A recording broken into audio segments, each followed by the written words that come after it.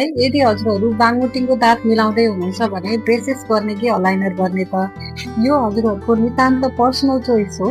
तर ब्रेसेस अथवा अलाइनर गर्नुभन्दा अगाडि चाहिँ हजुरहरूले केही कुराहरू बुझ्न अति आवश्यक हुन्छ। पहिलोमा अपियरेन्सको हिसाबले चाहिँ हजुरको ब्रेसेसभन्दा अलाइनर सुपिरियर हुन्छ, किनकि अलाइनर चाहिँ कम्प्लिटली इन्भिजिबल हुन्छ, त्यसैले हाँस्दा अलि देखिँदैन भने ब्रेसेसको केसमा चाहिँ मेटालिक वायर र ब्र्याकेटहरू हाँस्दाखेरि स्पष्ट देखिन्छ।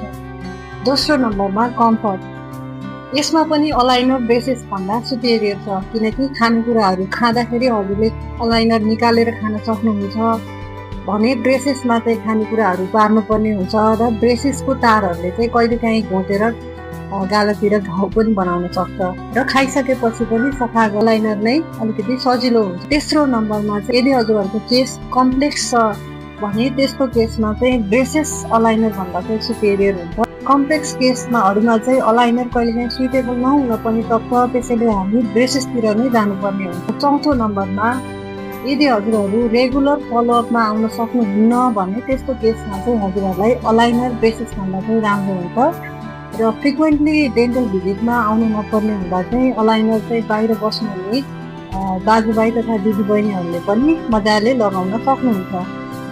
पाँचौँ नम्बरमा हाम्रो कस्टको हिसाबले चाहिँ अलाइनर ब्रेसेसभन्दा अलिकति महँगो छ, त्यसैले हजुरले यदि कस्ट इफेक्टिभ ट्रिटमेन्ट चाहनुहुन्छ भने चाहिँ हजुर ब्रेसेसतिर चाहिँ जानुपर्ने हुन्छ। हजुरको लागि के सुइटेबल हुन्छ भन्ने कुरा चाहिँ जहिले पनि आफ्नो अर्थोडन्टिस्टसँग सल्लाह गरेर मात्रै गर्नु होला। फर्दर क्वेरिजहरू छ भने तल दिएको नम्बरमा हजुरहरूले कन्ट्याक्ट गर्न सक्नुहुन्छ अथवा चाहिँ हाम्रो क्लिनिकमा भिजिट गरेर डक्टरसँग नै कन्सल्ट गर्न सक्नुहुन्छ।